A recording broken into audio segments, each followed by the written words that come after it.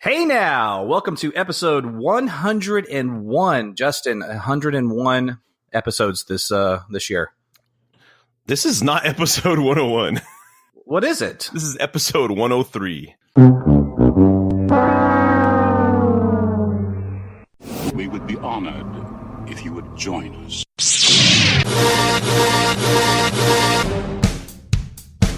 I got a bad feeling about this.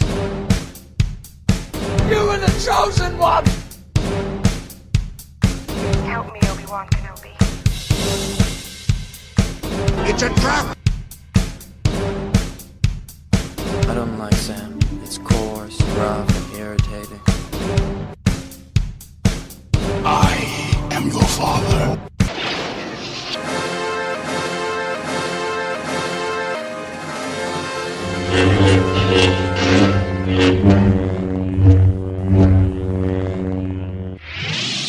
Hey now, welcome to episode 103 of the Batman on Film podcast. BOF is a sponsor as well as a proud member of the Batman Podcast Network. Check us out along with other fine shows at batmanpodcastnetwork.com. Ryan Haas is not with us today. He usually breaks these down for us in terms of the shows that are happening that are good right now. Justin, are you aware of anything just for us to plug? Keeping up with any of this stuff?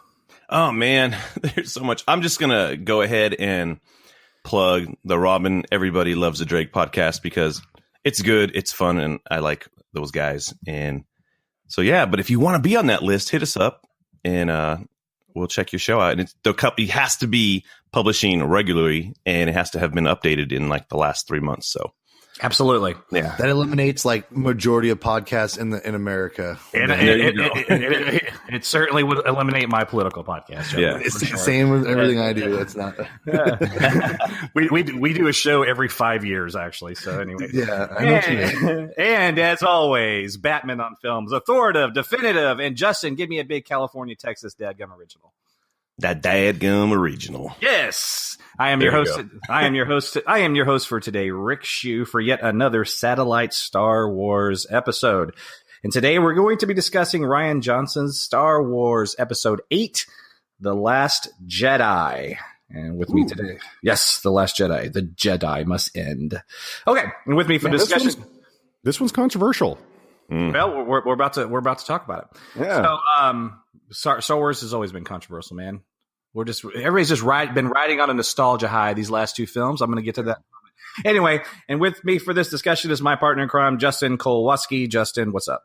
Hey, how you doing, man? Man, I'm good, man. I'm good. Cool. I'm fresh. I am fresh off of Star Wars. Okay, you've seen it once, and you saw it like 3 minutes ago, right? Man, I saw it at 10:55 last night, which means it starts at 11:30, which means I got home like almost 2:00 at night. So. Actually, Justin's still in the theater. Hey, dude, look up right now. That kid's about to bring that broom over. Check it out. Watch. There you go. Yeah. Anyway, all right. Not the kid. I am a gentleman at the theater. I clean up after myself, man. Oh man. I sometimes do. Who else is with us? Who's this guy talking? It's me. It's Paul Hermann from Monster Kingdom Podcast. Hi. I just hijacked in the show. I just kind of snuck in because I had to talk about this movie with you, Rick, and tell you you're wrong. Paul is one of my favorite people. Paul's one of my favorite people to talk Star Wars with. So I'm very excited to have him back on the show. And quite frankly, Paul, you're sending me mixed bags on social media. I don't know where you stand on this film completely, but we're about to dive into that. And you're the first person I'm going to go to. But first, I want to also introduce returning world champion, heavyweight actor, photographer, and voiceover dude, Bryan Chatlien. Dude, what a great intro. Thank you for that. Do you like that? A good intro. You like that? Chat, right? Anyway, Bryan, how are you, sir? I'm good, man. I need more coffee. Are you going to Alaska? What is up with 9:30 this morning? It's 7:30 for the Seattle and LA guys. Yeah, all right? don't even talk about 9:30, bro. All right, Yeah, I'm gonna stop. I wish it was 9:30. All right, so I also just want to say up front, we really appreciate Bill Jet Ramey letting us do these satellite shows. It really does mean a lot to me and all of us, Justin and Ryan as well. These are just great fun, and the Star Wars shows have really taken off. Thanks for supporting them. So let's get into the new film. Wow, there's nothing controversial about this film. It's just a big, just awesome. Just a big nostalgia ride. Anyway, so Paul, you are one of the most passionate, and this is no BS. I mean this. You are one of the most informative and passionate Batman or Star Wars. Yes, you are right about Batman too, though. Yes, I am. Star Wars. Kidding. It is a Batman on Film podcast. It'll slip. Yes, it is. Star Wars fans, I know, and so I'm dying, sir. Tell me just a couple of questions, and then I just want you to roll. Yeah, and it's going to be a little loaded, but I'm sure you'll get it all in there. So I want to know how many times you've seen the film. Okay. What were your initial thoughts? How you feel about it now versus then, and then in the end, if you could rank it in the franchise for us. Okay, go. So, well, I've seen the film a total of 3 times. Wow. And the first time I left the theater, I left angry. Really? I was very angry about a lot of things, a lot, and I drove home. I had real quick story. I watched Star Wars films with a bunch of people usually, or sometimes, or the common denominator is that my older brother is always with me. Like we grew up on Star Wars together. That's, we had the toys and we fought over the toys, and, we grew older as the movies came back from the theater. We always go and watch them like opening weekend or opening night. And like for the prequels, we saw them all opening night and, at midnight together in the same theater, essentially. And it was, pretty cool. So it's a tradition. My brother and I go see the movies together for the first time all the time. It's like, I won't break that tradition, and we're pretty close. So, anyway, that night he calls me. I'm at a big group of friends. We're all going to see the movie, and he's going to join us. And my wife's there. He gives me a call and says, my car's broke down.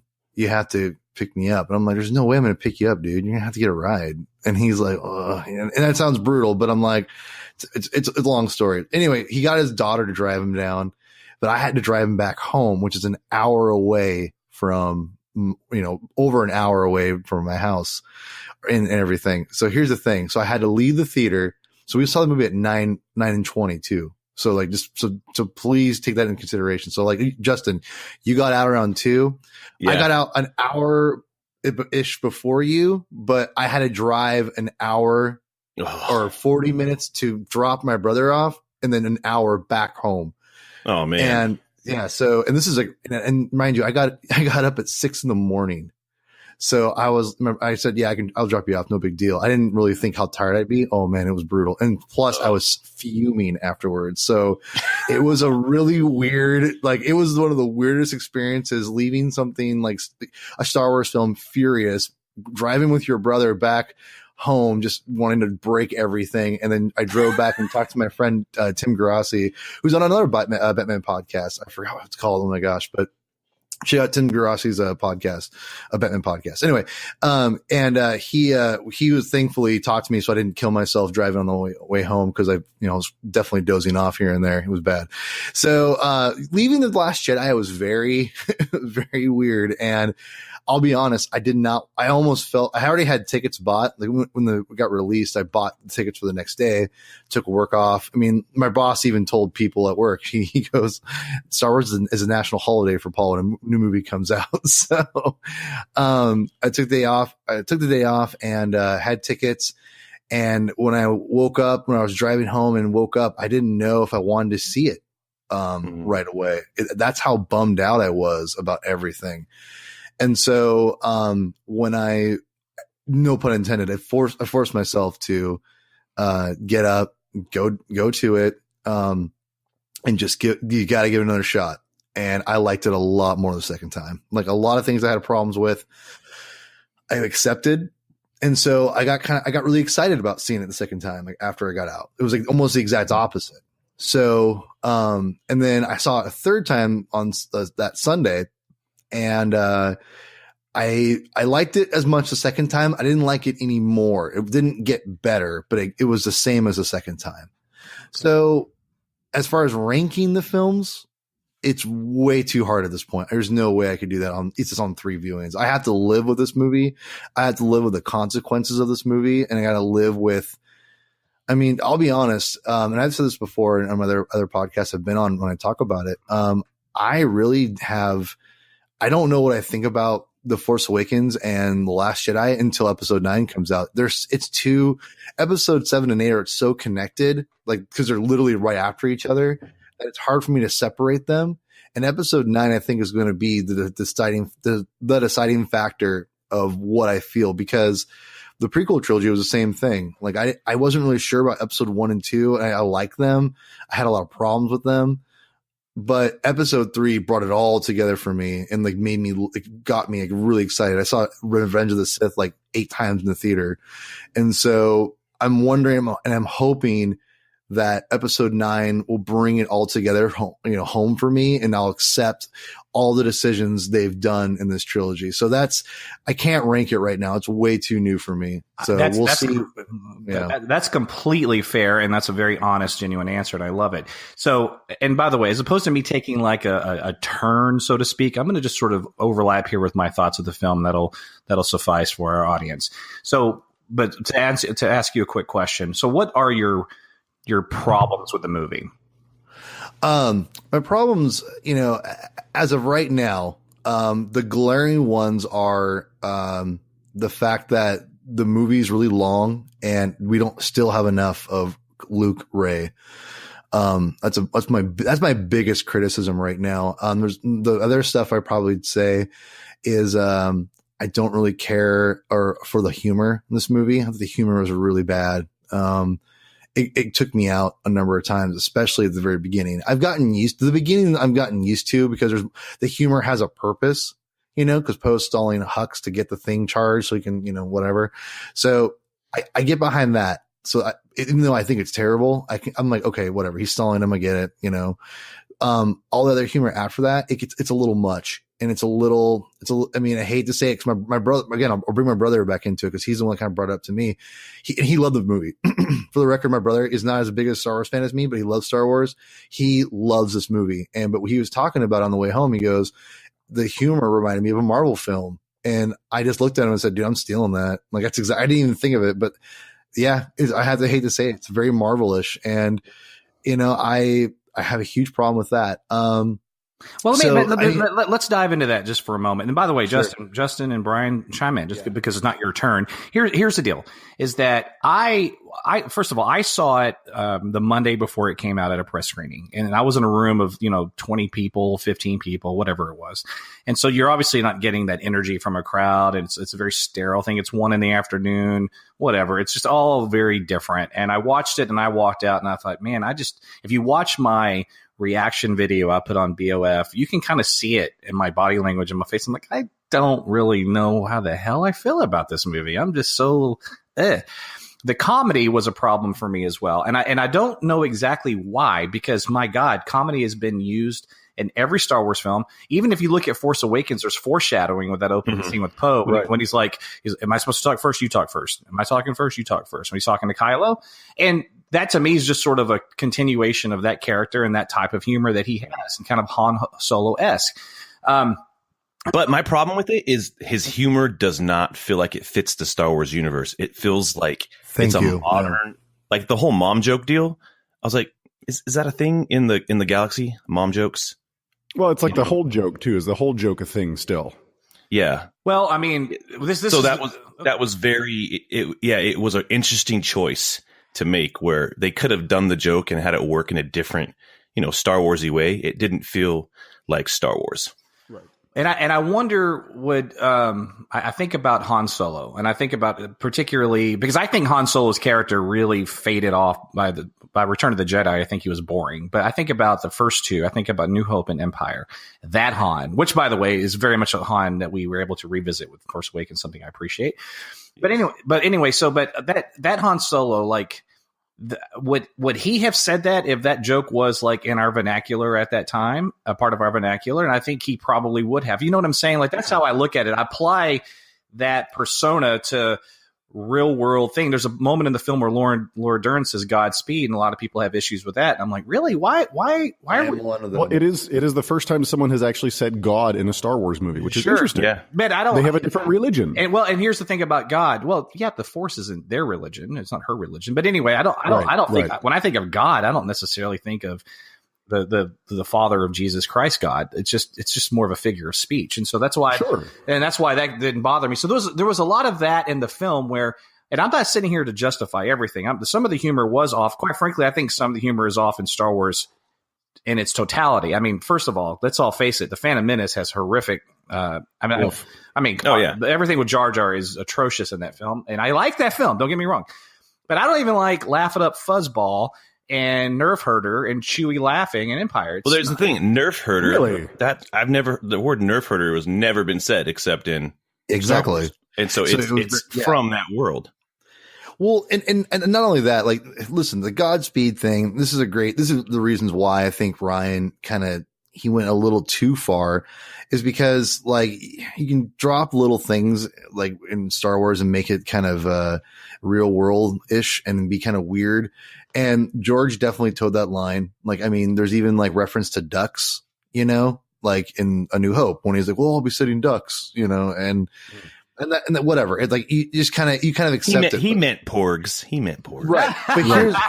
But here's the thing though. Like, I think Rian Johnson takes like that kind of, you have to twist it a little bit and kind of went to 11 sometimes. Like snakes are referenced like multiple times in this movie. I've noticed the third time. I'm like, man, there's lots of snakes like in this, which is weird. I'm like, so snakes are a thing in the Star Wars. And then Godspeed and, and like the mom jokes and like it almost took me out sometimes because I felt like he just kind of was, he took a lot of liberties in this movie, not even story wise. We're talking like just like, or, like content wise, we're talking like dialogue. And that's the thing too, is I think not just the humor, but the dialogue just doesn't always fit. And I think that I rewatched The Force Awakens the other day, and I have problems with that, as you guys know.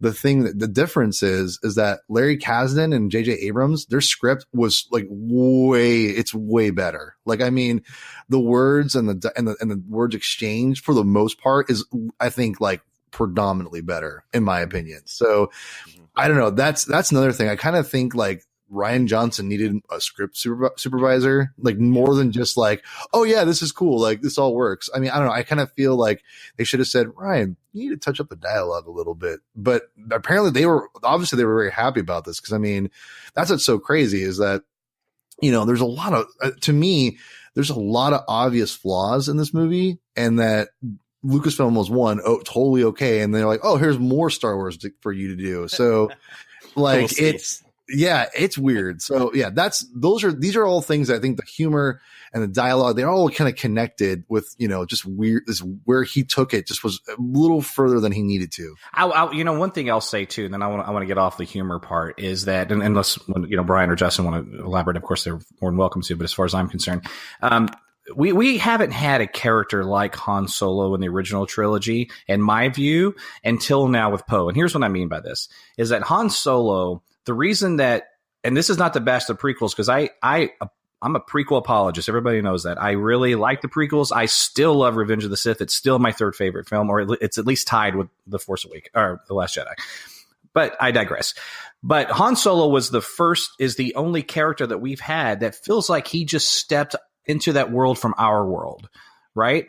The prequels didn't have that, and that was one of the problems with the prequels. Is everybody walked around talking like they were attorneys, and right. and even really in Rogue One, it was such such intense surroundings, and it's wartime that people there wasn't really room for comic relief. It's a war film, right.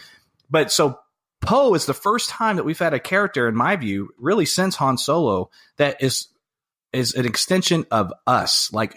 Literally, like he could have been from New York, or whatever, and he's just thrust into this world, and that's why some of that stuff worked for me a little bit. But let's go to the Rey and Luke stuff. So you're saying that you liked what you saw with them, you wanted more of that same thing, or you had issues with what you saw? to be honest, probably a little bit of everything, but I think as of right now, accepting what they're going with it's more the first one. I wanted more, and again, like I loved the Luke and Rey stuff for the most part, besides like, I know I'm gonna get a lot of flack for this, but they go back to the humor when he says, reach out, and she reaches out, and then he has a stupid like plant leaf thing, and he's like, you feel that? That's the Force. Oh my God. And he slaps her with it. I mean, I thought that was a little much. I'm like, okay. Like, I mean, again, the second and third times, I'm just used to it. And that's the thing I have to really, really like, go home here with, is that I may not love every decision he made, but I didn't love every decision George made in the prequels, and I've accepted it and actually like a lot of things he did eventually. So I want to preface it, like, a lot of what I'm seeing and I have issues with, and I'm starting to get used to. I'm just not a big fan of that. I think it's a little too silly for me. And I'm like, okay. And when it gets serious is when I really like it. And I think that's when the movie works, the best, is when Rey's actually getting trained. But it sounds like they cut out like a good portion of Rey getting trained. So yeah. She's trained for all of like a day and a half right now. Yeah, exactly. Way too short. Yeah. And I think that's to me, that's the most interesting part. And I don't understand what Ryan thought, like the whole subplot of a moving ship in space while, I don't know.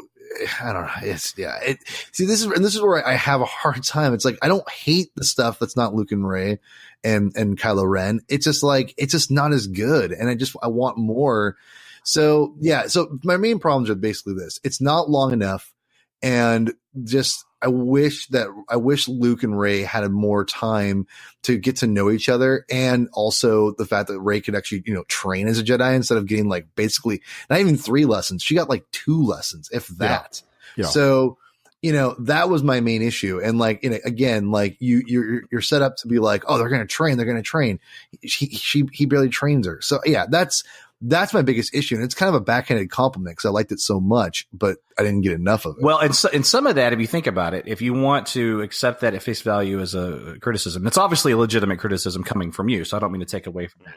But the original sin for all this would have been in The Force Awakens. And here's what I mean by this.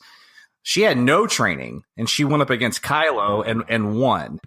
So yes. If you start from that premise, okay, then her needing the kind of training that Luke got from Yoda before he faced Vader is not the same thing. That's already been established in this universe. She has these crazy powers, more so than any other Jedi. But let me ask you a quick question, Paul, and I'm going to move on to Justin. My favorite stuff in the film, by far, and it's some of my favorite stuff in any Star Wars movie, period, is literally everything between Rey and Kylo. Freaking everything. Those scenes where they're Force Skyping, as Kristen Harloff says.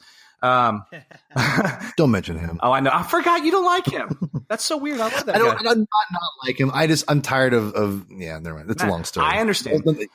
He's a fine human being. I understand. I'm you know what? I think I'm just like, I'm pimping myself out to be a guest on Jedi Council. That's all. So anyway, but when they're Force Skyping, all that stuff is so strong, and like that whole sequence with Snoke, and it just, I love it.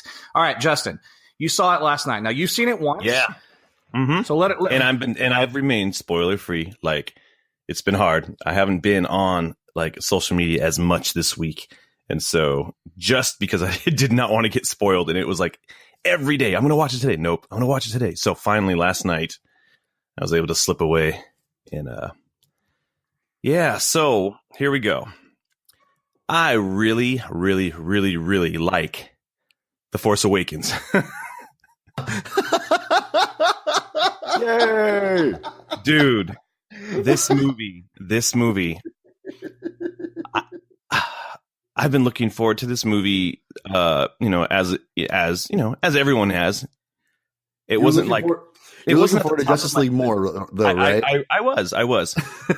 But, once that passed, okay, now I'm moving on to Star Wars. Man, I actually was super disappointed by this movie, man. Really? I walked out like, what the heck, man? and here's the thing. I didn't go into it with 100, different expectations. I mean, I had expectations walking in, but I wasn't waiting for a particular. I didn't want it to work out a certain way. I wasn't like, oh, I want this to happen and this to happen. I just wanted it to be something that I enjoyed. And when you say that, are you talking about, because I'm going to get to this, obviously there'll be a time to at least bring it up, the reveal of Rey's parents, Snoke, all that stuff? Is that what you mean by expectations in terms of? Yeah. Okay. I didn't have, well, I kind of wanted to get into, oh, okay, so, where does she come from and all that stuff? Yes, Snoke. But I didn't have like, ooh, this will be the payoff that makes me happy. I just wanted to see the story progress. And those things didn't, bug me so much. But it just, like, in the sense where Rogue One felt like a different Star Wars movie, it felt like a Star Wars movie, though. Even though it felt like it had a little more gravity to it, it felt like Star Wars. This movie, man, there was just, Paul brings up the humor, and I made some notes last night when I was trying to go to sleep, and it was like, yeah, the humor made no sense. And one of the other things that bugged me, and it's not a prudish thing at all, it's just like sometimes I'm like, Star Wars, they don't really dip in the language so much. And there was the one time where Finn's all bastard, and I'm like, is bastard a thing that they say in Star Wars movie? And then Poe at the end, he says big ass wall, big ass door, and I was like, again, that just it took me out, because I'm like, it's not like this is a modern, it's not today. It's just, again, it's a galaxy far, far away where I don't think people talk a certain way. And so I was like, I know it's a small thing, but it kind of bugged me. I was like, what the heck? Yeah. And the mom thing in the beginning, that bugged me, all those things. I'm not here to just continue crap, because there was stuff I liked. I liked when Kylo Ren and Rey teamed up on Snoke and his crew, that part, I'm like, dude, give me that. I agree that I felt that they totally missed an amazing opportunity to show a really cool relationship with Rey and Skywalker, and they didn't. And I actually don't enjoy what they did with Luke in this movie. I really don't. I feel like they missed it. They missed the boat. And it's a shame, because and that's the 800-pound gorilla that's been sitting in the room that I've been waiting for someone to bring up, actually. Right. Yeah, I feel like they missed it. And then we can jump back to it. I just think this whole movie was filled with missed opportunities. I felt like Benicio del Toro's character. I was excited to see him, and then he showed up. I totally forgot he was in it, and he showed up, and he's wasted. I was like, that was it? That's who you were? His lisp was, or the lisp or the stutter, whatever it was odd, inconsistent, never quite. It never felt real. I was trying to figure out what the hell that was. Yeah, it was. It looks like I have a lot of complaints about the film, and that's one of them. He was Munster from Usual Suspects in space. Yeah, but not as good. And then I hated freaking Snoke Hefner. It just it just bugged me, dude. Did you just call him Snoke Hefner with a robe? Yeah, that's going to go viral, bro. Snoke Hefner. That's who he was, man. And I don't even think he looked good. And it made me start thinking, post all these movies we've seen in these last few months, can we just have dudes in a suit and a mask? Like, he didn't need to be CGI if he's going to be the same size of all these guys. In Force Awakens, it was this big holographic. Is he big? What's going on with him? It just disconnected from me. I got to push back a little bit on that. He was way bigger, though. I mean, it's fine you didn't like the way he looked, but I'm saying his head was. Yeah, he looked like he was 7 feet tall. Yeah, and then remember the scene where he stands up and all that stuff. Yeah, but they could have. I don't know. They could have. Okay. They could have made that work. They made that work in 300 and stuff. I just felt like he just looked fake, and it didn't look as good as it could have. Anyways, it was just and it resonated with me post everything else that we've seen. So maybe I'm on a CGI like just so much, man. Like, put a guy in a suit and a cool mask. That's what I want to see. Yeah, but I think he looked fine. Andy Serkis, come on, man. Yeah, Andy Serkis isn't a get out of jail free card though. No, he's not. Yeah, his and I know you're kidding, but the motions and stuff fine. But you gotta, when you make a sandwich, the bread's got to be good too. Right. Right. Meat's good. But he's somehow become the go-to mocap guy for these different faces, for these different characters. He's fantastic. He's excellent at it. But it's interesting having not seen his face in so many movies, you can start actually recognizing his facial expressions, which is a little weird. That's an actor who's been almost overused doing the same thing over and over again. That's kind of odd when you haven't even seen his face and you can still recognize him. Yeah. Right. No, that's a good pull. So, other than that, talking about some good stuff. Yeah. I liked seeing Finn, but I feel like I didn't get what I wanted from him. And so I guess it's not really good. I was like, because when I saw him, as soon as he gets out of, his water restoration suit. Bacta. Yeah. He, what would you say? Bacta. Okay. Yeah.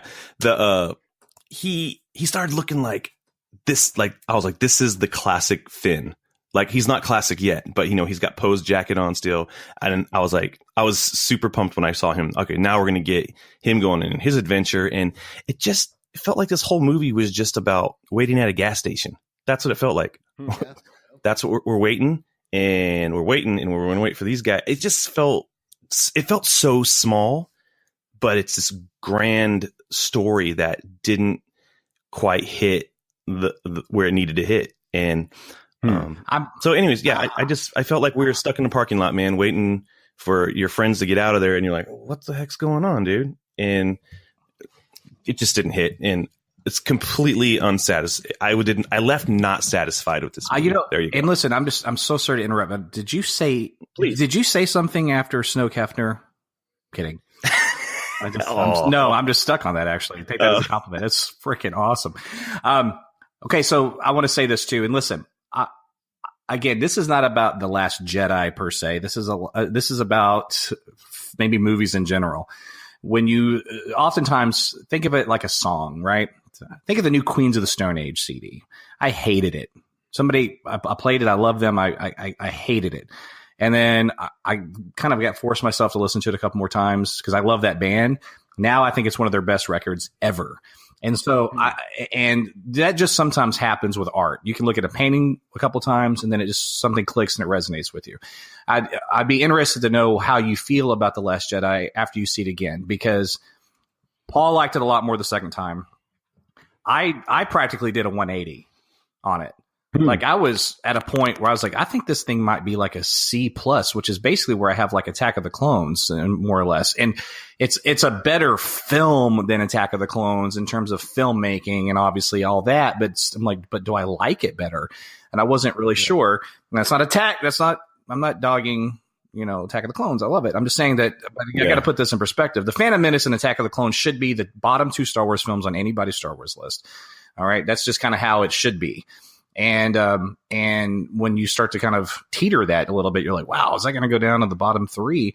And then I saw it again and I don't know what happened. It just, everything resonated. And I walked out going, whoa, everything that Ryan was trying to accomplish, or everything that I've been reading with critics. And we're going to get to this in a moment, because there's a disconnect with critics and fans, but I don't think it's nearly as big as what something like Rotten Tomatoes is representing, but we'll talk about that in a second. But everything just worked. And Luke, especially, but I want to isolate that as a conversation, but let's get to Bryan for a second. Okay, Bryan, you and I saw it together. Oh my God, I've been keeping quiet this entire time. All right. So much to say. It's ridiculous. Okay, so you and I saw it together. And the floor is yours, man. So you let her rip. I have a little plan here. I've got a little thing typed out, but I don't care if you deviate from it. No, please do it. Yeah. That's why I didn't want you guys to see exactly what I had planned to talk about, because I want things to naturally overlap. Okay, right. So you and I saw it together. And in fact, I saw it that Monday press screening, and then you and I went to see it that Thursday, which is the day before it technically was the official release date. Have you seen it since? I have seen it since, yes. How many times? Just one more time. Had to go take the girlfriend, because the one that we've been working through all the different movies, so she had to come with. It was different the second time, because you know what to expect. There's less anticipation, or anyways, you know what to expect. So you're watching things a little bit differently. You're looking to poke holes in it if you need to. You're looking to reconfirm that you loved it, whatever. It was less of an emotional hit. watching it the first time, here's one of the things I love. As many movies as I've seen, I used to work in a video store and take 3 movies home a night, for crying out loud. And we got Netflix these days. We got everything else. As many TV shows, as many movies, as many books as I've read, it is frustrating because there are so many of these books, movies, TV shows, whatever, that are unoriginal. Like when you put X number of characters in X scenario, there are only X number of outcomes. And it's to the point that most of the movies out there, it's linear. You can see where it's going to go. I had no idea where this was going. The entire movie, you don't know if Poe's, you don't know if he's being groomed for leader. You don't know if he's going to get tucked off to the side. You don't know if he's going to go rogue. You don't know if Ren or spacing names all of a sudden, Kylo. You don't know Rey and Kylo. You don't know if either of them is going to switch. Like either of them could have switched sides, and there was no telling. And they teased it all the way up until he claimed the role of supreme being, or whatever. Brain is shutting off. I'm suddenly in full on coffee mode here. But you don't know supreme leader. Supreme leader, thank you. Yeah, you don't know who's going to switch all the way up until the last moment, and he claims the title. And you go, okay, he's actually claiming this place. But up until that moment, you have no idea. She could turn just as easily as he could. You don't know if Luke is actually going to join the fight, because the simple fact that his X-Wing was submerged don't mean nothing. We've seen that before. And I think it actually meant nothing.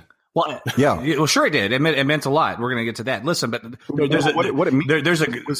there's a great foreshadowing moment too, in terms of manipulating the audience, and this is another nuanced thing I picked up on the second screen. I start talking about this movie, I got goosebumps when Rey shoots, Kylo and her first connect, and right, she's in her little hovel. Right. She shoots and he reacts. And she shoots the stones and all that. And then she runs out and she's looking around, and then they're talking, and it's almost like she's starting to be seduced by him. And then Luke comes out and he's like, "Hey, what happened here?" And she's kind of like coming out of it. So what? And then the way the music plays in that moment, it's very much like she just got caught. Right. Well, he comes out and says, "What's this?" And you, for a minute, don't know if he can see it. Right. That's forced. I love that moment, man. It's killer. All right, go ahead. But it was brilliant. So I will, ignoring everything else for the moment, the simple fact that they created a movie that I had no idea where it was going, because I haven't read anything. I've been staying away from the spoilers. I had no idea where it was going. So the simple fact of that, I will straight up say, well done. That's rare these days, to find any movie that you have no idea where it's going to go. I enjoyed some of the humor. The can you hear me now? Humor was cute. It was funny. It was definitely for a modern current audience.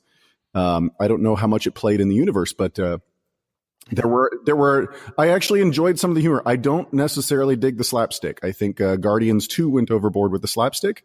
I think Finn is definitely the current slapstick character.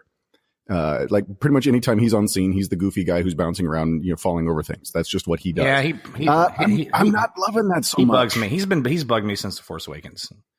Yeah. I think the slapstick ruins some of the potential, especially since he was the first one to pick up a lightsaber and go toe to toe with Kylo.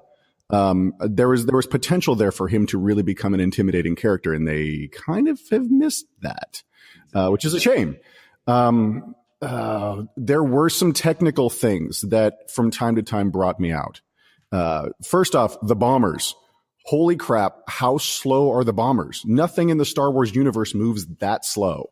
That milking a scene and everything else, I get it, but that kind of brought me out. Same thing as the skimmers in the very end. Nothing in the Star Wars universe seems to take that long to cover that kind of distance. Wait a minute, time out. Yeah. Are we getting into like way overthinking, overanalysis here about it's not way overthinking. Some of that stuff was in slow motion for dramatic effect. It wasn't supposed to be like you're actually watching that happen. You know what I'm saying? Right. But it's slow motion dramatic effect. I get it. But there is a point where, oh my God, is this really how slow these things are? And I get that the bombers, one of the things with Star Wars, they keep echoing back to World War II. So yes, the bombers were slow and clunky and the fighters were swarming around them. I get it. The skimmers at the very end, the minute they decided to abandon the skimmers, they were back in the trenches. But it's taken them 5 to 10 minutes to get anywhere close to the walkers. So there was a point where, okay, you guys are fudging the timeline here just a little bit. The other piece was the hyperspace tracker that suddenly just kind of popped up out of nowhere. And hey, we have a hyperspace tracker. And oh, nope, but it's only in the lead ship. And they had some weird, complicated explanation why there was only one ship tracking them at a time. And yeah, well, you guys are reaching. Why is it? And this is a criticism I've been hearing a lot of. And that's me being a geek. No, I understand. But what I don't understand, and Paul, help me out here. Why is it that people are complaining about things because they have never seen them in a Star Wars film before? Why is it not okay for there to be the first time that we kind of see a different aspect of the universe? People are complaining about, they've never mentioned having fuel. I'm like, okay, I just assumed that all those ships took fuel. Right? Why is that? Why is that suddenly something that's annoying to people because it was brought up? Hold on. When they make Rogue 2, they're going to talk about fuel and why that happens. They're going to so Paul, help me out here. Or like the bombs don't float in space. I'm like, I mean, just all these things about the bombs were accelerated on a magnetic accelerator. Yeah, no, they fell out of rate through artificial gravity of the ship, and the momentum carried them forward. I mean, it's simple physics, right? We're not. Ta-da! Yeah. Seriously. Okay, so the way I think of it is that, you know, we grew up on the original trilogy, and we take everything as what those films do as like, okay, this is the new progression. This is. We as older fans don't. It's hard for us to accept anything outside of those three films because that's what we grew up on and that's what we've accepted. Now, imagine being a hardcore fan of as those movies are coming out and being like, oh, that's weird. Why, what's a nerf herder? That's weird. That took me out of it. I mean, I think there's things you could nitpick for all these Star Wars films if you isolate them and if you watch them in context of when they came out. So I think criticisms of things like the bombers and the ski speeders, I think are not, I don't want to, they're valid. Any criticism is valid, I think, sure. But, of anything, because if it comes, as long as it's honest. But at the same time, I think that we have to just kind of accept certain things as they go for the most part. Now, but here's the problem that I think that, like, again, Rian Johnson took the Liberties concept and went 11 with them. Like, he's like, okay, I want to do this. I don't care. I'm going to do this. I don't care. I'm going to do this. And I don't care. Like, I think he did that so much throughout the film that it rubs a lot of people the wrong way. And who else did that was George Lucas in The Phantom Menace. I mean, He went in and said, I don't give a what about what you think, and I'm going to do the movie that I want to do. And that's what Rian Johnson did. Now, here's the thing. George Lucas, he did it first, and he really he alienated a lot of people when he did that. And here's the thing with Rian Johnson. One of the reasons why I don't think he's probably getting bashed as hard as George Lucas. I mean, I think a movie's getting, let's be real here. This movie's divisive. I mean, there's no way around you can say that it isn't, because Forbes has put out an article, a very interesting article, that it's tracking as like the least, it's like performing the least, out of all the Star Wars films put out. No. That was an article from one writer, and I got to push back on that a little bit, because it was not that article was not well thought out, and that guy's not very good at, like, he was talking about, it had a box office analysis of it was like the biggest drop off of a Thursday film or whatever. And it's like, it's on its second weekend, and it's already about to pass A New Hope, Clones, Empire, Jedi. And you know what I'm saying? Like, and I felt like that whole article was like, it's right now about to be 25% ahead. It's tracking of Rogue One's comparable weekend. And in that article, he's saying that it's going to do less. That's just not factually accurate, though. What Forbes does, Forbes takes numbers. Every one of their articles is based on numbers and stuff like that. They make an article about everything. Oh, it made $7 a day, and they make an article about why that's relevant. So, well, no, I understand, but I'm saying, like, Scott Mendelson has already had, like, push back on that because he's far better at that. I'm sure Mark Hughes will have something up as well. There's guys on Forbes that are really good at this. I thought that was that article was silly. That article lacked context and perspective. But here's the thing. But it is divisive. It is divisive. But hold on. I wasn't done. I want to say this for the record, that this movie, because critically, as I've seen online, like, people will say, oh, all these bots are on Rotten Tomatoes. I don't think maybe there is a number of bots on Rotten Tomatoes, but driving this audience score down, but like just seeing reactions of like people on this panel, and people online and people I've talked to, like it is a very divisive movie. And again, I think that's going to reflect in the box office. And I think one of the things the article actually did well was state that like this movie was always going to make a bunch of money. That's not what he was saying. What he was saying was, is it going to push the Star Wars brand the way that Disney wants it to? And that's what that's the question. That to me is what was very interesting about the article, is that like, yes, it's performing. He analyzed it, and you may not agree with the way he's analyzing or whatever, but here's the thing. What he's saying makes a point. Is it going to drive this franchise where Disney wants it to go, whether it makes a profit or not?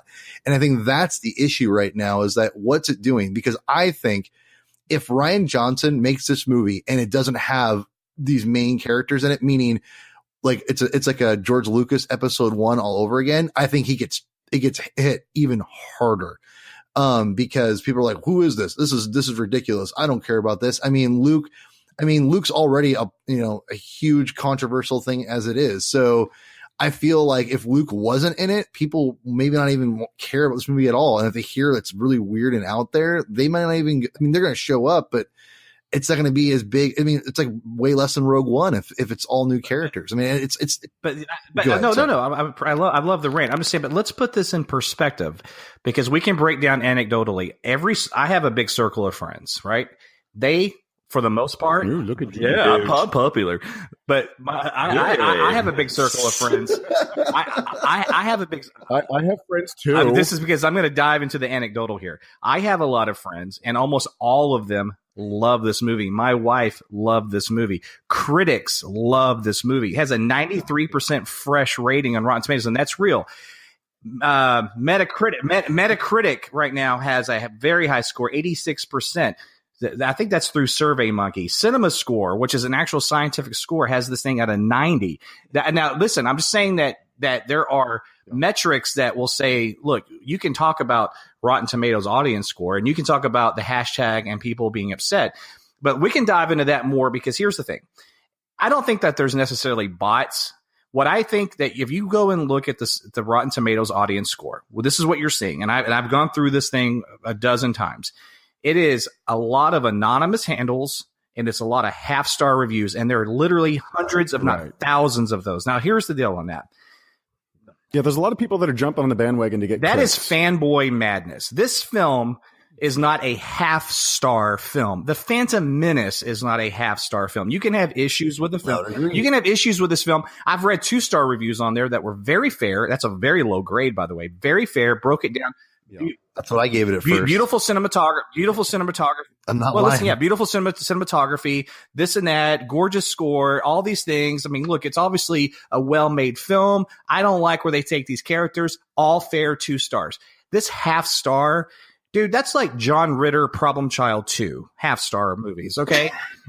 This is whoa. This is not a This is not a. Did you just do Problem Child? This is not a. Oh my! This is not a half-star film. Paul's signing off. And that's why that Rotten Tomatoes audience score is bullshit. Okay, because it doesn't truly reflect the way the people. And again, I can reference really true scientific polls that have the score high. Now, I can see the fact that this is contentious, but my God, guys, let's talk about Star Wars fandom.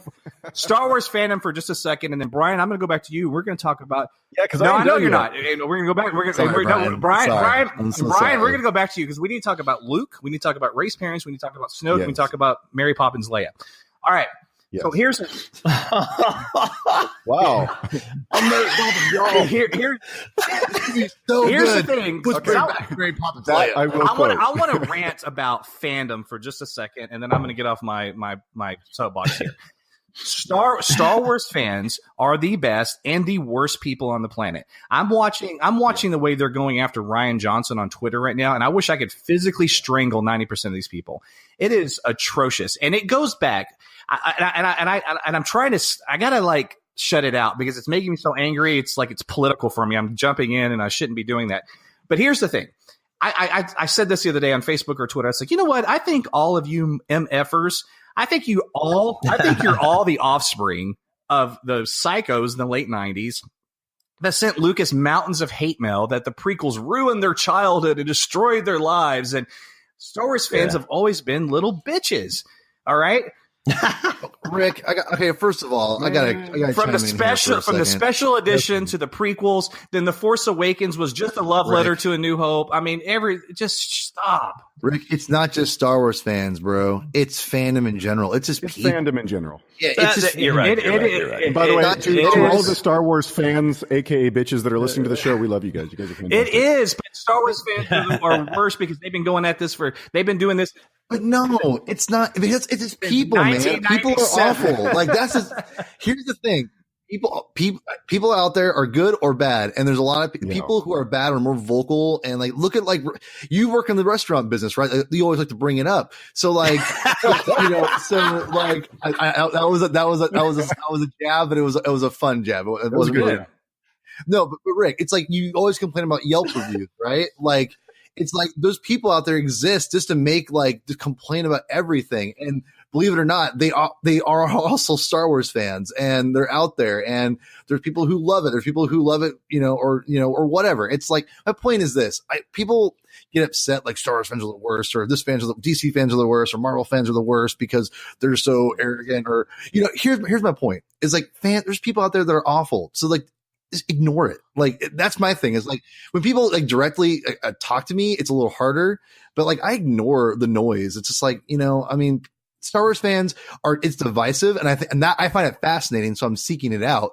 And I would just say this: if you have the desire to make a petition, just stop. We don't need to make petitions. God, the petition to redo the movie. Are you kidding me with this? I agree with that. I'm going to say something really elementary, and I don't care. I mean it. Some of these people need to go get laid.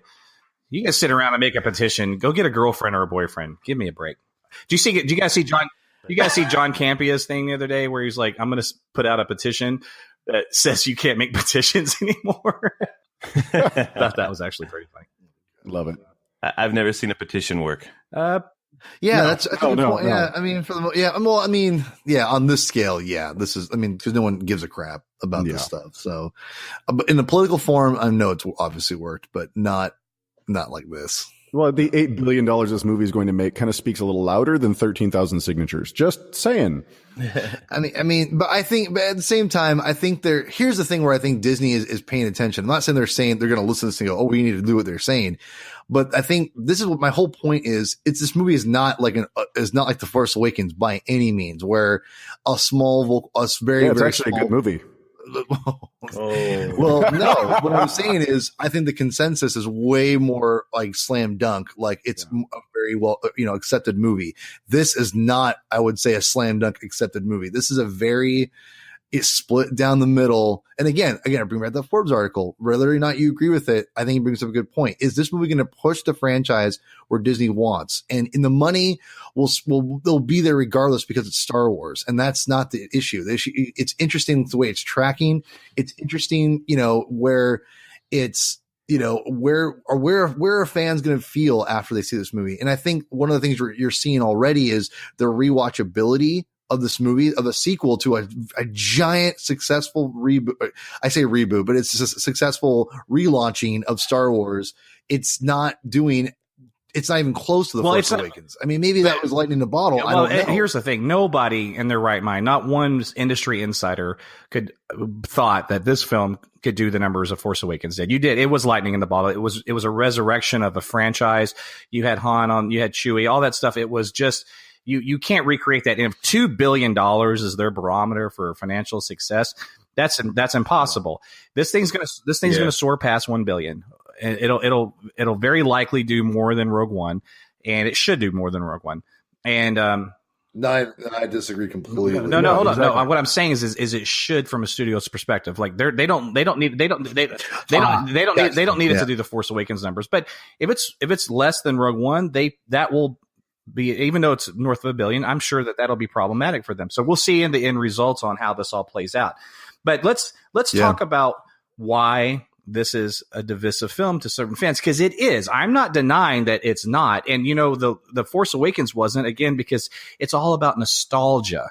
it goes back to my kind of initial rant there, is that there's original trilogy purists, and it's a great deal of fans. And look, Star Wars fans are also the most awesome fans on the planet. I'm just frustrated with some of the stuff I'm seeing, the way they're personally attacking Rian Johnson and everything right now. It's just gross. But they can also be the most amazing fans on the planet. I've never been to Star Wars Celebration. Paul, I know you have, but I watch it.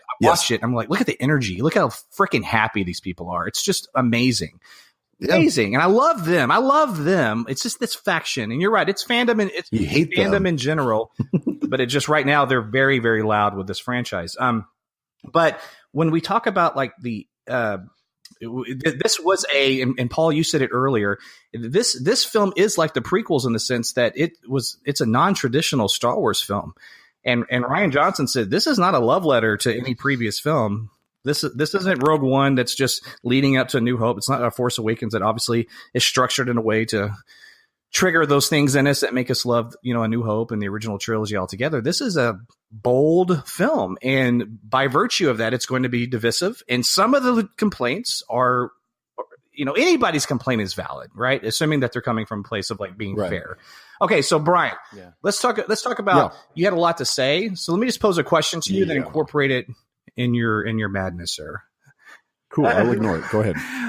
I think here's some of the most contentious things, right? Luke Skywalker.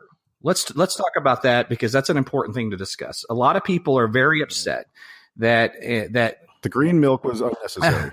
That they're very upset that that was weird. That was weird. That was awkward. They're very upset that Luke is who he is versus how they saw him in their head. Or to be fair, a lot of them read books and bless them for that. That's awesome. But they read a lot of the EU books and everything. And obviously those are not canon, but in their heads they are. And that's not where Luke has been or is supposed to be doing. So Bryan, tell me your thoughts on Luke and how you feel he was in the film, from Mark Hamill's performance all the way to the portrayal of the character. Man, I loved his performance, even more so because he has voiced that he didn't like, and he said this in the beginning before they started shooting. He didn't like the direction they were taking it. He didn't support. That's not his Luke. All the rest of that stuff. But then he said, "Now that I've said that, I'm going to go ahead and do this." And he stepped in and he did it well. What a great send off. In terms of performance, I mean, he left on a high note in terms of actor performance. So good for him. He didn't leave it. He'll be back. But go ahead. Oh, sure. We all know the way that works. But what they did with the character, people are angry that Luke is supposed to be the optimistic one. Man, he's been through 20 plus years of noise.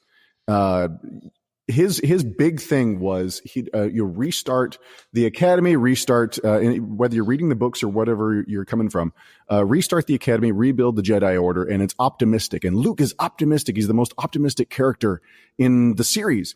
But that optimism tempered with literally having created the next Darth Vader makes you scared to do anything.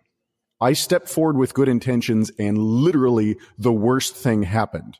So yes, him disappearing and hiding, which by the way is also what Obi-Wan did. It's the same thing that Yoda did. Stepping away and hiding on a deserted island somewhere is kind of par for the course. So I liked where they went with it. Now his death, I did like the homage of the two sons, but his death, I did not. Why did that need to happen? Yeah. That was a thing that I didn't understand. He just kind of poof gone. And you go, wait, whoa, what? Going back and rewatching it, I liked the build up to it because they say it's one of those kind of things that when a Jedi Master is at peace, that can be the transition that they have. If you really want to get silly with it, because I know it's based on the special effects that were available at the time, not necessarily deliberately written in, Obi-Wan did not die. He didn't take a lightsaber to the heart and die. The lightsaber touched him and he vanished. So you want to look at, okay, I can write it off and say that that's par for the course again. There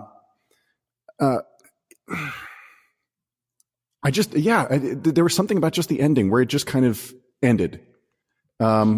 So Yoda reappears. A lot of people are upset with the Yoda conversation. Yoda reappears, and what's interesting is the books were already gone. And so Yoda actually, it's not a matter of that Yoda was trying to burn this motherfucker down, Pookie. It's it's more a matter of that he needed the peace. And as long as he was protecting the Jedi Order, as long as he was protecting the books, as long as he was protecting the heritage, he was never going to be at peace. So I get that. That was a nice build up to him actually letting go. But still, it was a weird death that it felt like you sit there and go, whoa. But it didn't feel right. Like there wasn't really a build to it. Am I off on an odd tangent here? I mean, no, I agree. I agree okay. Go ahead. So, but here's one of the things that I will look at. I really enjoyed this movie. I enjoyed this movie enough that I will excuse some of the stuff that Jar Jar Abrams pulled in the last one. Hey, Justin called it. He knew you were going to say that in the show. He called it. I got to throw it. I got to throw it out Jar Jar. Well, here's the thing.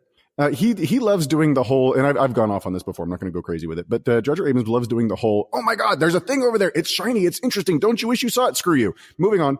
And that's what he tends to do is he tends to drop all these little threads that never get tied up. And it felt like he did the last movie and then basically dropped the mic, said, clean that mess up, guys, and walked away from it.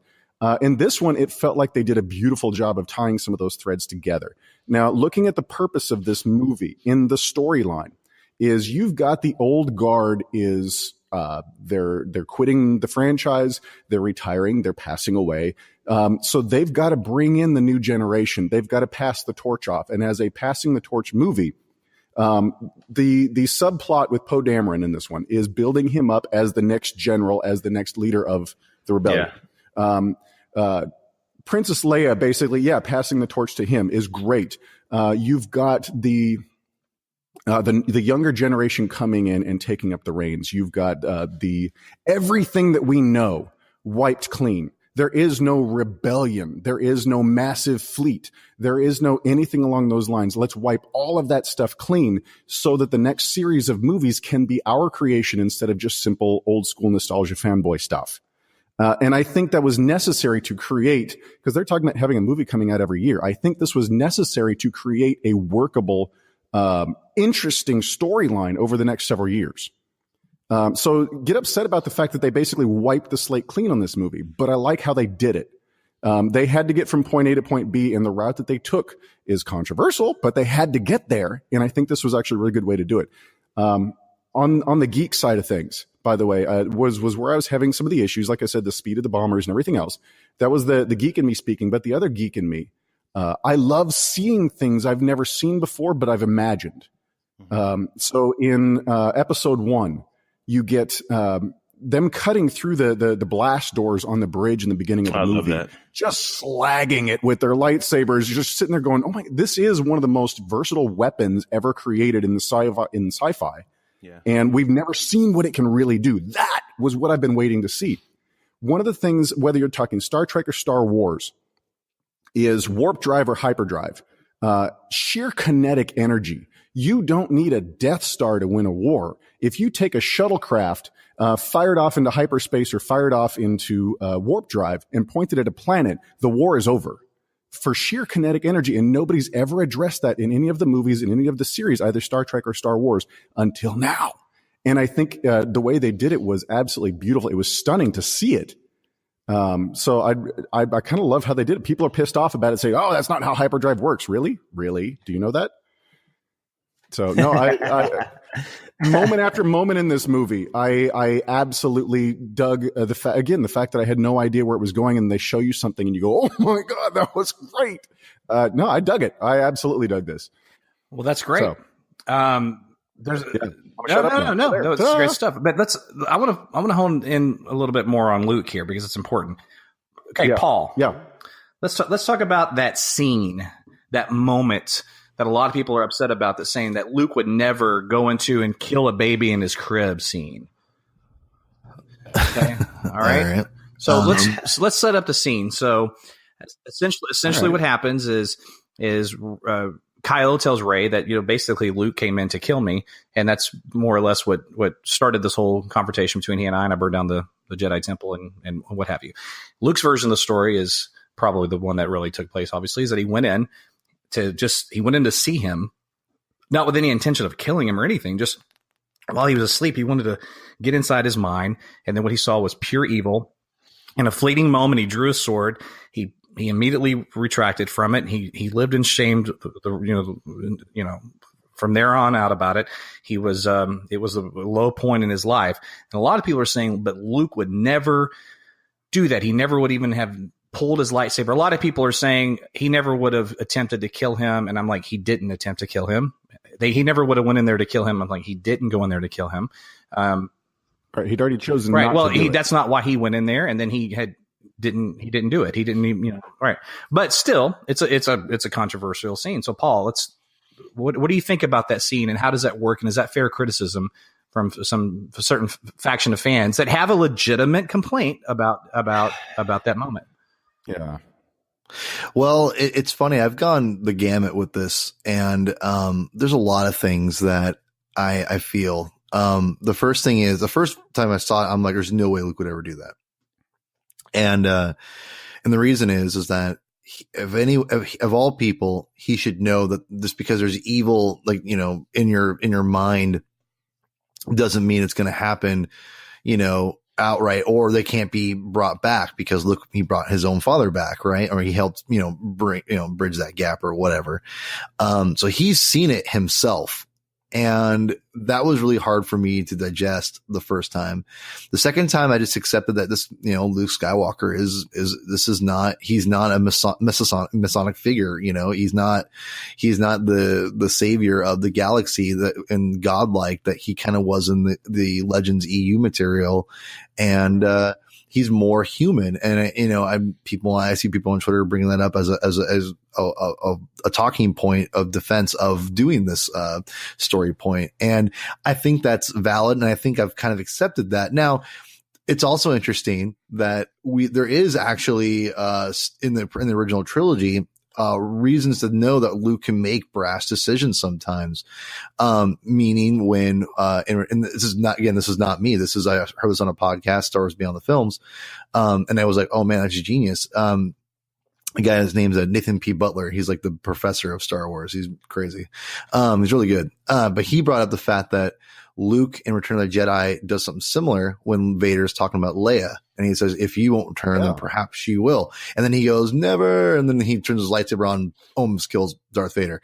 So, what I'm saying is that, and he almost killed his own father, and he had the lightsaber right there.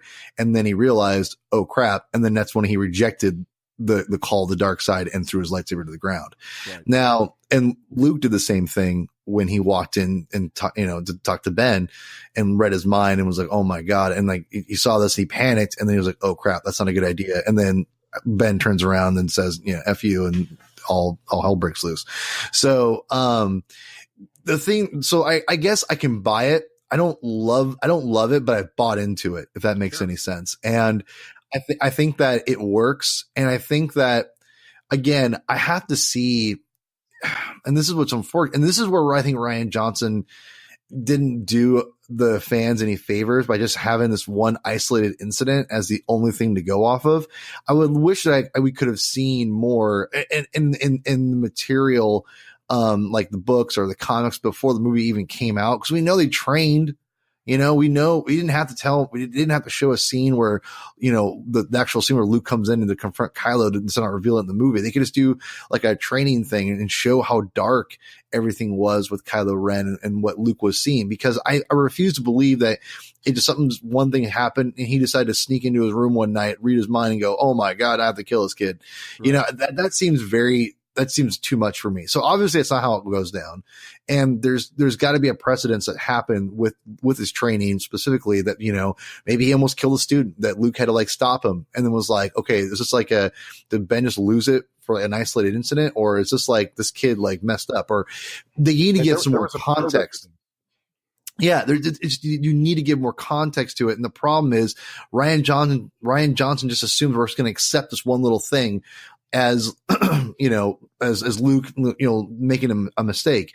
And I think I'm willing to accept that, but it sucks because I think fans in general, they need more context to get to accept this, and they don't do that. So that's my main issue with it. I've accepted it. I don't know if I love it. I like it. Okay.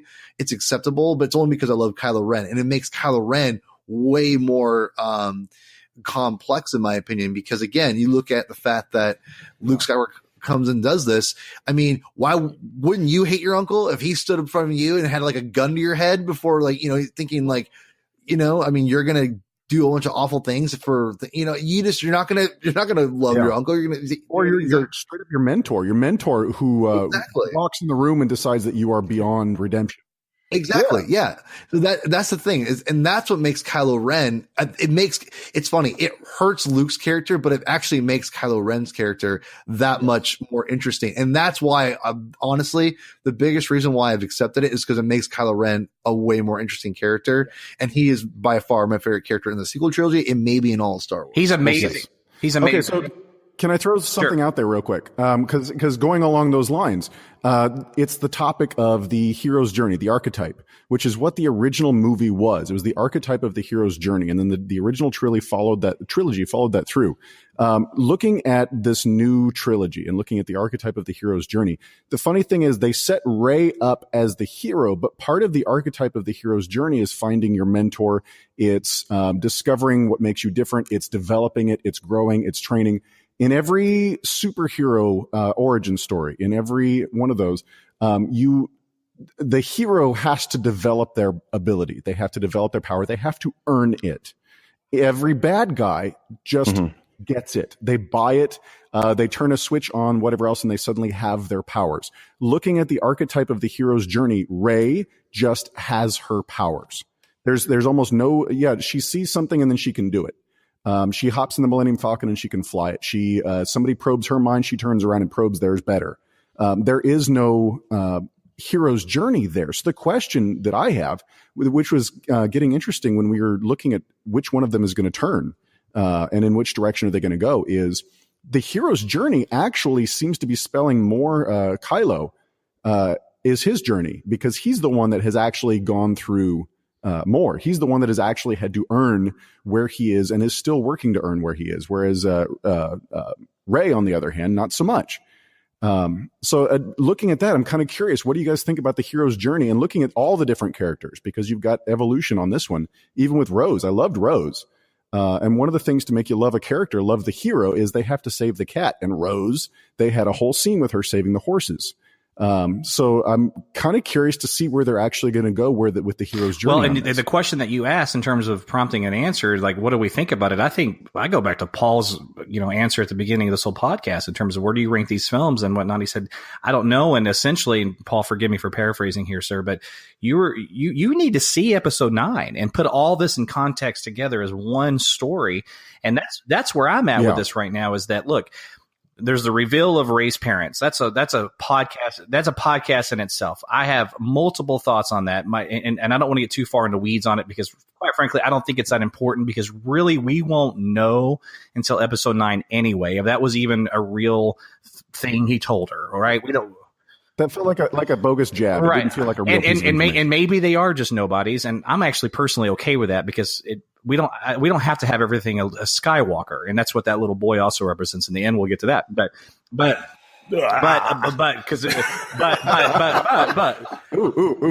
reaction, right, I want to hear. Right. What was that? But we don't know with Rey, Shadows of Phantom Menace is what that was. You know what? You're right. Yeah. I was like, what's up with the Lost Boys here, man? I did not like that. Hey, listen. Yeah, that was not Force good. Sensitive slave children, total throwback to Phantom Menace, which I think is interesting. And I'm okay with that, even though I don't like the fact that Anakin's a little boy in a Phantom Menace. I've always said I wish it was Hayden from the get-go, and he's 15. But, or anybody else. I was waiting for those kids to start eating Never food. That's where I was, dude. That's where it took me. And have a food fight.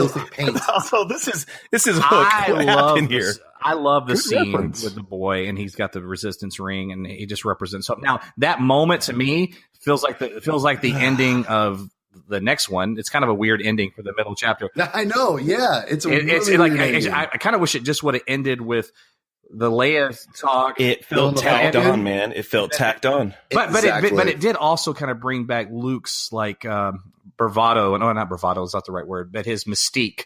Because they're telling stories about Luke. So I get that, right? And so there is that moment that you say, okay, so this is about kind of solidifying Luke, but we didn't need that. It's a great moment. I love all that it represents, but I agree with Paul. I think that should be. It's like the ending of like the next one, in a sense, like hope, and it's just a glimpse into the future, and then it ends, right? So it's a little bit strange. So we'll see where they go with this, but. As far as the Rey journey, guys, I just think that we have to wait until the next one to see where this goes, right, Justin? Yeah. I mean, here I wanted to jump back into some positives. I feel like we're crapping, so I'm going to totally not follow up that thread, and I'm just going to go with that lightsaber fight was brutal in the quarters with Snoke. Yes, man, like just. Some of those shots like were so creative in how they did those fight scenes. I wanted to touch on that. There was a part where Kylo Ren, Force, receives the lightsaber, turns it on, and it goes right through that guy's head. I was like, dang, dude, that's like Rogue One, Darth Vader, like brutalness right there. Yeah. That part made me sit up, and I was like, oh, okay, this is good. I needed that in that point of the movie because it was starting to drag, man. And so that was just a great scene. That whole sequence is freaking awesome. Paul, go ahead. No, I was just going to say that is probably like one of my favorite Star Wars scenes in the saga in all Star Wars. And not just the action, but like what led up to it with Snoke, like berating Kylo Ren, tossing Rey around and then, killing Snoke with his lightsaber, turning it around and like doing that. That was pretty cool. And then also the shot of that lightsaber turned on going away from Snoke and then Rey catching it. I'm like, that was beautiful. That was straight up like, okay, this is pretty awesome. And then them teaming up together, I'm like, oh my, in the movie, I was like, no way. Like Rey's turning or Kylo Ren is going back to like, no way. This is so cool. And then, it didn't happen that way, but no, that whole fight sequence was incredible. And it's unfortunate we didn't get more lightsaber battles. I mean, I'll be honest. The Luke thing projecting himself, I didn't like. I actually like that. I think it was that to me is one of the risks that paid off because he did the unconventional thing, and I think it worked in the context of the story. So I didn't mind that, but I will be lying if I said I didn't want more of the Praetorian Guards versus them, like a few more minutes or maybe a little lightsaber battle between Rey and Kylo Ren. I mean, it doesn't really make sense, I guess, from a story aspect, but I just love lightsaber battles. Like one of my favorite things about Star Wars, and but that being said, the Praetorian Guard battle was incredible. And like I said, it's definitely in the top 5 moments of Star Wars ever. It's great. It's so great. And I don't care that we don't have this big backstory to Snoke. We didn't have one for the Emperor in the original trilogy. I don't mind if they reference him more and talk a little bit more about things he did with Kylo in the next film. That's fine. They probably should a little bit, but we don't need this whole like who is he, where he came from fan theory thing. And I like the way that they got rid of him because it's what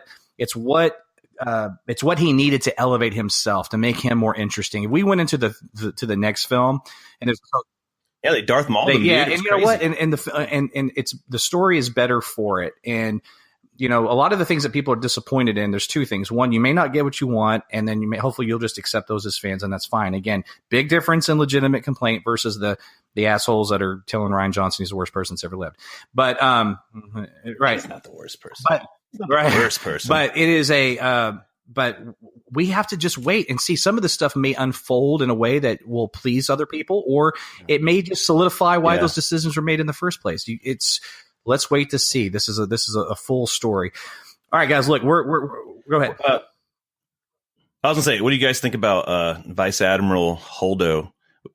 I didn't like her. She kind of came out of nowhere. Yeah, exactly. She's whatever. I think she was good. I like the whole exchange with her and Carrie Fisher about the Force. I thought that was a very charming, well acted scene. It was like maybe it was just too much of a back and forth. Is she good? Is she bad? Was she a good choice? Right. Like, I don't know if they knew what tone they wanted with her, because it just kept me guessing, like, do I not like her? Because at first I didn't like her. And then for a second I was like, oh, and I was like, no, man, I don't like her. I don't like her at all. Well, she's dead. Well, yeah, she's dead. And maybe it was like a, hey, let's get someone of prominence to portray her and whatever. It just, I was kind of lukewarm on her. Like, I didn't really care in the end. So her sacrifice meant nothing to me, because she didn't have like a change of character. Like, oh, she has this triumphant, like, final thing that she's doing, which she did. She did something amazing. She sacrificed herself, but she didn't have any type of like either nobility or complete, like, face to heel turn, and then did something to redeem himself. It was just like, she was just a character who wasn't fleshed out very well. And so and they hinted at a huge backstory. They hinted at supposedly childhood friends with Leia. They've known each other forever. So they hinted at it, but she was a teenager. Yeah. The thing is, they put it in a book, and the weird thing is, I read the book, and it's not my favorite Star Wars book, but basically, Holdo she's more eccentric as she's younger. She's not even, they're almost two different characters, the two of them. But yeah, like, it was in high school. When they're in their teens, they met and were friends. Obviously we don't see her, or there's no reference to her as I just think them hanging out by lockers. No, I mean, that's actually what it was. They're in some like weird, like, royalty or high end, like, private school kind of thing that they're going on. It's weird, but like, basically they were the plastics. Yeah. But yeah, no, it was weird because I read the book thinking like she'd be a little eccentric in the movie, and she was completely not at all. I was like, oh, I guess that book totally, yeah, all right. So yeah, it's weird. Well, listen, the way I look at her, you talk about an arc, what purpose? I look at her through the eyes of Poe, because to him, she did. And because he thought she was an incapable, incompetent hack. And then he realized, oh no, she's not. And then she makes the ultimate sacrifice, and the look on his face, that to me is where that all plays out. All right. So here's the deal. We're approaching an hour and a half, and I'm going to kind of start to wrap this thing up, but I do want to just address one more thing, and we're going to do kind of just a quick rapid fire yes or no. Leia using the Force going through space. Bryan, did it work for you or not? Paul? Yes. I'm Justin. torn. I'm sorry. The Leia part where she uses the Force. Oh, I see. Okay, gotcha. I got you. All right. Yeah. I don't know, man. It was it's hard. It reminded me of Guardians of the Galaxy when they started to frost up a little bit. Right. Yeah, that's what I thought too. Yeah. That's exactly what I thought. And I was hoping Star-Lord would show up and give her his breathing mask. I don't know, man. It was weird. So you can fly through space now if you have the Force. It's zero gravity. It's a little more. It makes kind of sense. Here's the thing, like, and just like a lot of things in this movie, I just have to live with it for a while. Yeah. Here's the thing: if I can accept in episode 2, there's an American diner on Coruscant, and it is like in its 50s themed, then I can accept, Canto Bight. I can accept Mary Poppins, Leia. I can accept a lot of, I can accept Luke milking an alien for green milk. No. I can accept all those things. If I can accept, she was using the Force pull on the Star Cruiser to pull herself through the vacuum of space. Yes. Right. Yes. So I agree with that. It's not a hill I want to die. A little weird. I have bigger, like, out of the whole movie that's not it's a minor. It's a minor kind of. All right. So here's the thing. So I need Chewbacca. Give me some more Chewbacca. Yeah. Right. I still miss Peter. I miss Peter Mayhew though. I had more of an issue with one of the sitting in front of Chewbacca. I love Chewbacca collecting the porgs. That was actually freaking adorable. But I had more of an issue with one of the porgs sitting on the dashboard chewing on wiring in front of Chewbacca. I had more of an issue with that because there's no way he would allow somebody chewing on the wiring of his ship. Here's the thing. I want to talk about real quick. We're going to end it. And listen, we have a contributor in Batman on the Film, super guy, Robert Ryan Rick. That's how he pronounces his name, right? Reinecke. No, Reinecke. Robert, sorry, Reinecke. buddy. I've just never Reinecke. I haven't said your name out loud in a long time. Robert's awesome, and he's such a passionate fan and a big. God, his contributions to BOF. God, just love this guy. But he sent over a lot of great questions, asking we were going to take questions, and unfortunately, on time, I can't really get to these right now. But I'm going to do a vlog. But I'm going to and just sort of address these. And if any of you guys want to join me on it, let's do it, because Robert's questions deserve due attention and they are really thought out. But this is going to take a lot of time. But there's one that he has in here that says, for all the talk of a fresh start, wasn't The Force Awakens supposed to be the fresh start, or the two movies in and we're back to a fresh start? Here's what I just want to address that one real quick. I look at The Force Awakens as a relaunch of the franchise. So in a sense, yes, fresh start. I look at this one as a fresh start of now it's time to take this in a new, bold direction. Is that a fair analysis? Whether you like The Last Jedi or not, is that, Paul, do you think that's at least a fair thing to answer that question with? Can you say it again? I'm sorry. I got that he said it was a fresh start. It's essentially saying, look, if The Force Awakens was a fresh start, and then now this is supposed to be a fresh start. Now we're 2 movies in and we're back to a fresh start. And I'm saying I think they're fresh starts in different ways. One's to reset the franchise, one's to move it forward, right? Yeah, no, I think that's essentially what makes The Last Jedi such a weird, another reason why it makes it so weird is that it is like the ending of it. Again, it's the ending of The Force Awakens, essentially, because it picks up right where it left off. So it feels like it's like it's beginning of a whole new thing on episode 9. So I know what you're saying, but to me, it's just like it ends The Force Awakens. So that story has ended officially now, and we're going to get something that's going to actually have some, like, a little more time elapsed, I'm assuming, in the next one. So to me, yeah, it's more like it's at the end of, it's the ending of The Force Awakens, and it's going to conclude like the trilogy. It's the conclusion now. And perhaps not just a trilogy, but perhaps a saga. So the saga films Absolutely. I think that's a great, and listen, Robert, again, thank you so much. And I'm going to get to all of these questions in a vlog, sir, because you're amazing. In fact, Robert, you should probably just join me on that vlog and let's discuss all these yourself. Yeah, that would be even better. That'd be even better. Just have Robert on. Robert and I do it. Yeah, awesome. Robert is awesome. And I apologize for butchering your last name, sir. I haven't said it out loud in a while. Anyway, all right, guys. So listen, we're going to wrap this up.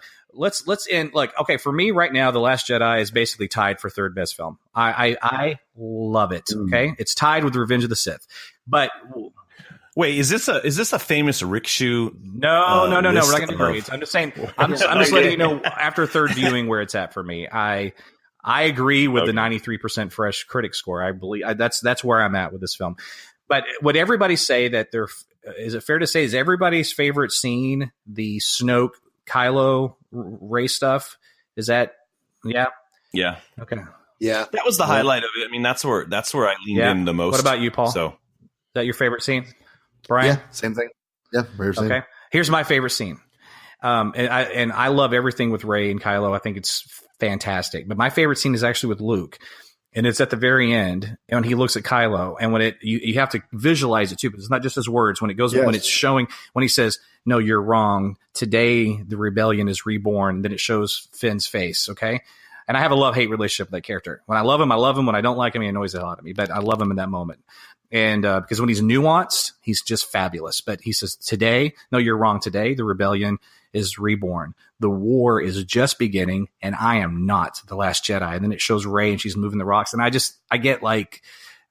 love that moment. And I think Hamill, to me also, it made all the sense in the world that Luke was sacrificing his earthly self so the Resistance could survive. He's becoming one with the Force, and he'll be more powerful and knowledgeable in the next one. And I love all of it. And that's where I stand with it right now. So anyway, okay. All right, guys. So let's do some plugs here. All right. And I appreciate the conversation because it was I feel like this was cathartic, right? I think, we needed to get on here, and I had a bitch about fandom, and you guys reeled me in on that. I appreciate it. Paul was a voice of reason. Was a voice of reason on that. I needed that. I needed to vent and be told to relax. I needed that. And then Paul, I think you needed to really get on here and just kind of let it rip, right? I mean, how do you feel? Yeah. I'm still, I don't know how I feel with the Last Jedi still. I like just it meant, a lot how do you more. feel about, do you feel cathartic here? Like, I feel Fair the enough. same. No? To be honest. I mean, like it's like I said, this is a very, you know, I still want to see the movie. Like, again, like that's the thing. I still want to go keep seeing this and trying to like wrap my head around a couple things. So it's going to be a while before I really get like I feel like I have a conclusion with this movie. I think it may even take till episode 9 and past that. That's cool, man. Okay. Paul, why don't you plug something for us, sir? You can hear my a lot more intensity thoughts with the Last Jedi on my other podcast, Star Wars Blaster Cannon. We are on Twitter at Blaster Cannon Pod. Cannon is spelled CANON, not the actual cannon like shooting things. It's the actual cannon, like, you know, stuff. So yeah, check out that show will be up probably in the next week or so. I have to edit it, and that's right now time of editing has been with the holidays a little difficult. So yeah. So anyway, I will be eventually getting that up, and yeah, I hope you guys all like that. So check me out on there, and just check me out on Twitter at Hermann22 with 2 N's, aka. Look, if you guys like cool people and just like geek fandom and just cool stuff, and if you're not following Paul, you've got a problem. Paul is awesome. Follow Paul. Hey, and Paul, you and I will be blowing each other up because the Dallas Cowboys play the Seattle Seahawks. Yeah, my heart is not in that game. I'll be quite honest with you. You know, mine's really not. After last Sunday, I don't feel confident. No, well, you know what? I'm the way that we won last week. Come on, I don't really feel confident either. But I love both teams. Obviously, I'm rooting for my Cowboys though. So, but Seattle Seahawks, my second favorite team. Then the Chicago Bears, man. That's how it rolls. Hey, I'm still gonna watch the game. I'm just gonna be with my head over my eyes the whole time in frustration, probably. We'll see. Hey, I told you when I was a kid. When I was a kid, I used to have Steve Largent posters all over my wall. All right, so Bryan, Chatlien, I want you to give me a plug, and then if you have a Last Jedi ranking in the franchise, tell us. If not, don't worry about it. I don't have a ranking just yet. Definitely up there. I really enjoyed it. I love the fact that it kind of restarts. I think you said it right. It restarts a series. So this is closing one story out. So if you think of Force Awakens, it was stepping back into the universe, and they had to give people something familiar. You can't start back into the universe with really, really big, scary, weird things. So it was a good cover band. The last one was. So the good cover band, you get people comfortable, you get them complacent, then you throw this at them, you completely change a lot of different things. Now they can really start telling the story. I'm eager. So time will tell. It puts The Force Awakens in better perspective for me, so I actually like The Force Awakens more now. But yeah, time will tell, man. I'm eager to see what the next series of movies are. So we'll see if it ages as well as Empire did, because Empire still how do people find you on social media? How do people find me on social media? Go to Instagram at Chatlien Photo. I am a photographer, and I post all sorts of interesting little things, from travels, from models, from everything else. So come check me out. Or there's my website, www.bryanchatlen.com. How do you spell Chatlien? Carefully. C-H-A... sorry. It's BRYANCHATLIEN.com. There's only like 3 of me on Google. Sorry, go ahead. There's only like 3 Chatliens on Google. So if you've only found a couple of listings, awesome. I was just going to say, if you're an actor in the Dallas area, or just really anywhere in Texas, or anywhere in the tri-state area that you can get to Dallas in a reasonable amount of time, you need headshots, go to Bryan. All right, Justin, what you got? Yeah. I don't want to watch this movie again until home releases, but I got to take my son to it. So, and I'm just being honest. Like when I left, I was like, maybe the second one will connect with me more. But anyways, how you doing? So you can find me on Twitter at J_Rocka. If you would love to, I would love for you to check out Let's Go Comic Show and Let's Go Podcast. You can find those at letsgocast.com. We just did a Batman Returns commentary for Christmas on the Let's Go Comic Show. So if you enjoy one of the best Batman films ever produced, listen to our voices as we talk about Batman Returns, as you watch it and have eggnog and celebrate the holiday. Nothing like Batman, black goo spewing penguin, and baby Jesus. Because nothing says Christmas like a mass murdering Birdman. All right, that's right. That's baby right. Mass murderer. How do people find you on social media? Oh yeah, I thought I said J _ Oh, did you Rocket. did you say it? There I'm you sorry, go, maybe J I Rocket. missed it. Okay, sorry. Yeah, I did. All right, my kids are in the background, That's so they're kind of distracting me for 2 seconds. Anyway, I want to wish everyone a Merry Christmas and Happy Holidays, Happy Life Day. We really appreciate you guys supporting Batman on Film. We particularly really appreciate you supporting these Star Wars shows only because it's something new and we can continue to do them. And thanks to all you guys, now I have press credentials for Disney films. So it's another thing I want to say thank you to. But anyway, so again, thank you guys so much. Happy holidays. Batman on Film. Follow me on Twitter, Shewrick, SHEWRICK.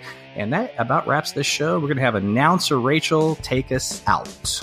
Hey now! You've been listening to the Batman on Film podcast, a proud member and the sponsor of the Batman Podcast Network, BatmanPodcastNetwork.com.